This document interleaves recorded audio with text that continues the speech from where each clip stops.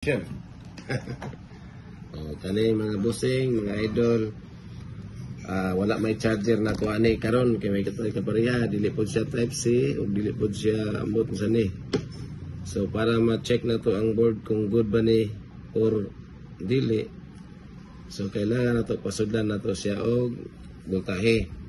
So wala man tay sakit para diha, so magkuha na ta, magkuha tang supply gikan sa DC-Benz power supply.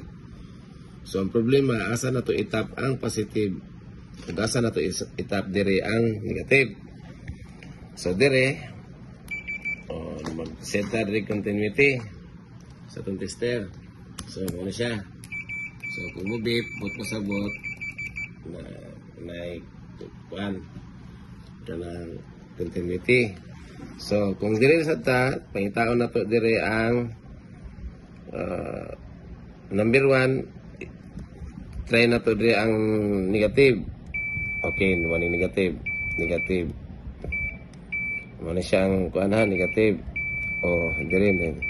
So kung try na to aning tunga, so pag dili mo bip mo na pasabot mo ni siyang positive.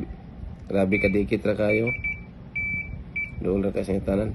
Diha ta karon mag butang aning supply nga positive.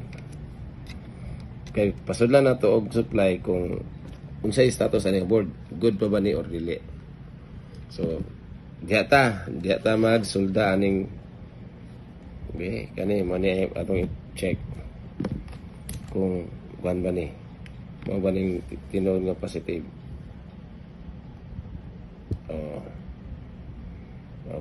Okay na. Ito na soldahon. Muna na, koy. Kung pag kuya, kung